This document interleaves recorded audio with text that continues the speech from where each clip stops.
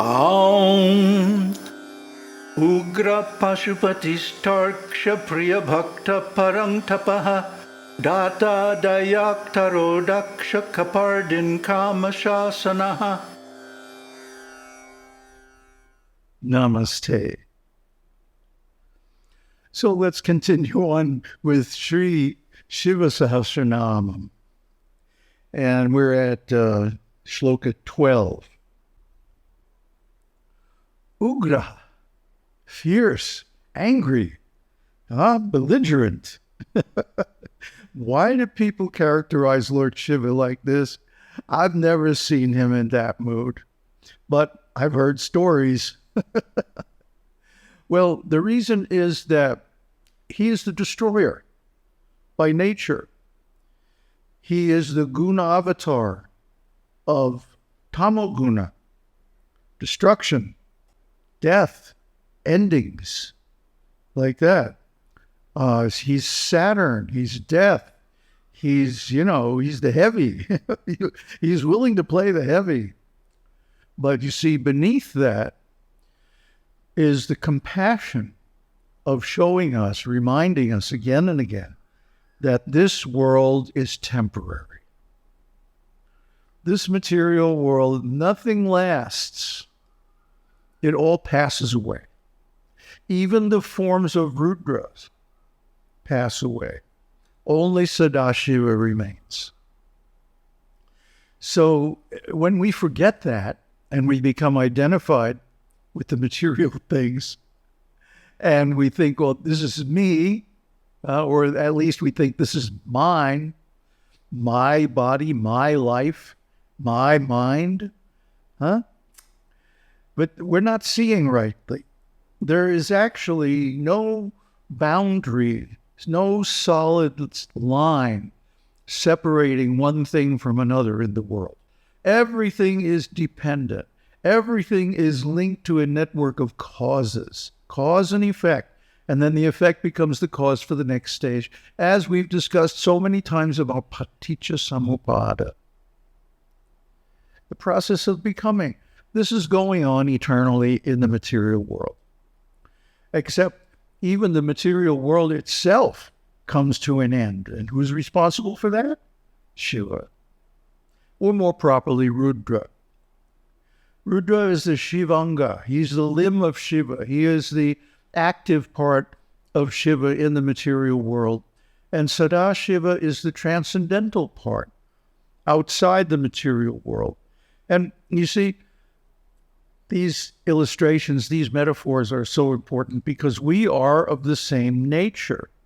We have a temporary, personal form in the material world, which is composed of the subtle bodies and the gross body. And then we have all of our possessions and all of those attachments, which is all illusory and temporary and will pass away. And then we have the subtle bodies, even though they're much, much longer lasting than the gross body, they also come to an end at the end of the universe. And finally, we have to accept Aham Brahmasmi, Shivoham. I am of the same stuff as Brahman, Shiva. Shiva, the Nirguna Brahman and Saguna Brahman.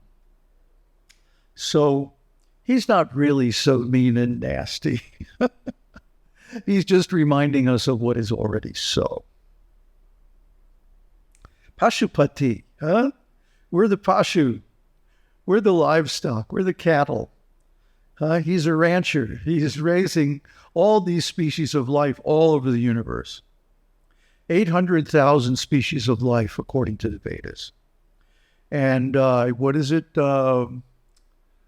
20,000 of those are human species. Human meaning, in general, one head, two arms, two legs, etc. So, even though they may be like demigods, still, they're conditioned. They have an ego. They have a temporary identity, which is subject to change and rebirth and so on. So we read so many stories in the Vedas, Puranas especially, oh man, about somebody like King Bharata, after which the country of India is actually named. If you look on the money, it says Bharata. Bharata means the country or the kingdom of King Bharata. But King Bharata, in his old age, became attached to a deer, and so he took his next birth as a deer. And then the birth after that, he became a realized soul.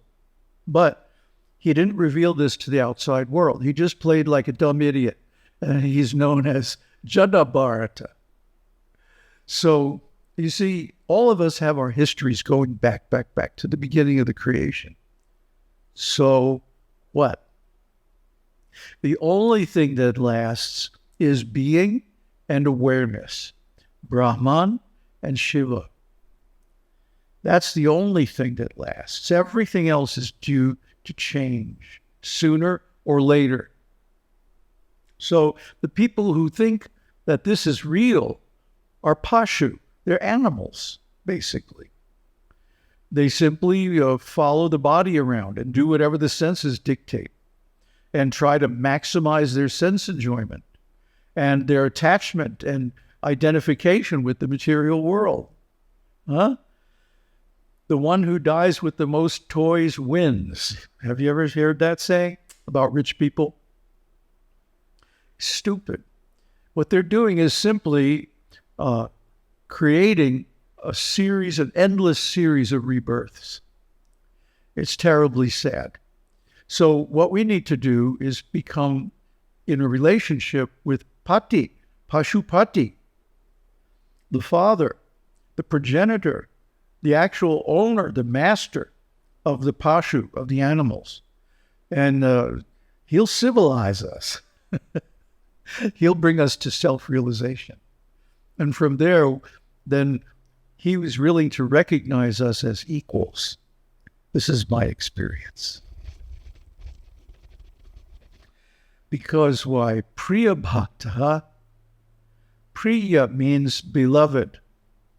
Like it's a pet name like the husband would use for a wife, for example. Or the other way around, the wife would use for the husband. Priya means darling, beloved. And Bhakta means of the devotees. So he is the beloved of the devotees in 5 different moods or rasas.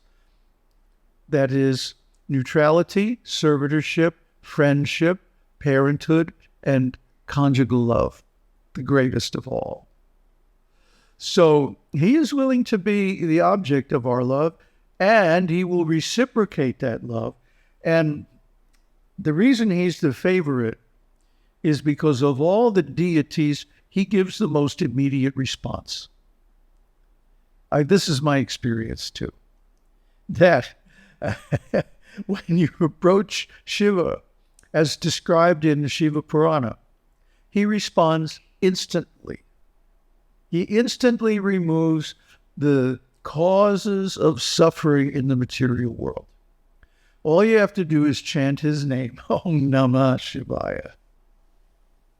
So it's so easy, so simple. He's beloved of the devotees because of this. Parantapa.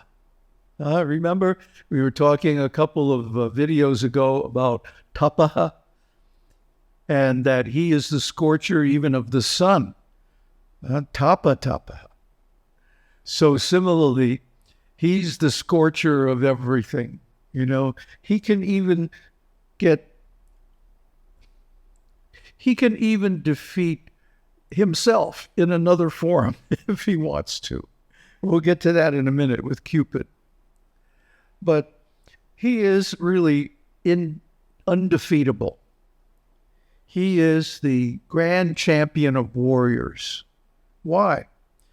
Because he has the ultimate weapon. If he doesn't want you around, he simply uncreates you, you know? Poof, you never even existed. So, what to speak of ordinary weapons? He's the grand master, past master of all ordinary weapons and divine weapons as well. So then, Datra. Datra means donor, giver. He is the greatest giver. I mean, some of the boons that he gave various devotees are just outrageous, like Banasura's 100 arms and Ravana's, 10 heads? Something like that. I mean, where else can you get boons like this except from Shiva? So he's very liberal with his boons. However, you have to be careful what you ask for, because all of his boons come with a built-in self-destruct. If you misuse them, they become the cause of your downfall. So many demons, worshipped Shiva with terrible austerities and then received amazing boons in return. But then they went on to do adharma, killing people. I mean, Ravana kidnapped Rama's wife, and so many nasty things they did. And of course, then Shiva is going to say, okay, I've had enough of you, smash. And they're finished. So just like at the sacrifice of Daksha, Shiva plucked one hair from his head and threw it on the ground, and boom, it became Virabhadra, who defeated all the demigods together at one place in time. So just one hair of his head is more potent than all the demigods put together. Imagine the whole of Shiva. You can't imagine. Nobody can. It's beyond human intelligence. It's beyond the scope of our mental abilities. But so he's the greatest donor. And he gives the greatest gift, which is liberation. And that's what this is really about. Dayakar. Dayakar means compassionate. See, all of his gifts, all of his boons, all of his blessings are out of compassion. And they are given with the implicit purpose of making it possible for us to attain higher states, ultimately to attain liberation. So his greatest gift is knowledge. That's why these 1,000 names should be studied and chanted and worshipped. That's why his name in all circumstances is the highest thing, because he's really the reservoir of everything. And so he's the greatest giver. Daksha. Well, that's funny seeing Daksha's name in here, but actually it's Shiva's name. Daksha was just borrowing it. Shiva is the most skillful. I mean, he creates the whole universe, just effortlessly, and everything in it. So he is the greatest. Kapardhan. Kapardhan means having matted hair, dreadlocks. The sages, the yatis, those who lived in the open, in the wilderness, and did meditation and stuff and severe austerities, they all had matted hair. It was part of living in the woods. And my theory is that the actual human beings, or what we call Neanderthals, were actually super advanced, way beyond humans now, because we see a gradual deterioration over centuries and millennia of human nature. And by the end of Kali Yuga, we're going to be indistinguishable from monkeys. So, it's best that we get out of here now. Get out of Dodge before it's too late. And finally, Kamashasana. Kamashasana means he's the chastiser of Cupid. He was meditating, and Cupid wanted to wake him up so the demigods could ask some questions. And Cupid was trying to disturb Shiva with his tricks, his lusty tricks. But Shiva just opened his third eye a little bit and zap, just like this mosquito zapper, meow. But see, there's a secret. And the secret is actually, who is Cupid? Well, he's a form of Shiva. So Shiva didn't kill Cupid. He simply disappeared his gross body so he became subtle. And from that point on, Cupid, or lust, became a subtle thing, invisible, and very difficult for people to perceive. And then that's why later on it was used by the mother to bewilder everyone and institute the process of demigod worship and sacrifice. But that's a whole nother video. Om Tat Sat. Om Shakti Om. Om Namah Shivaya.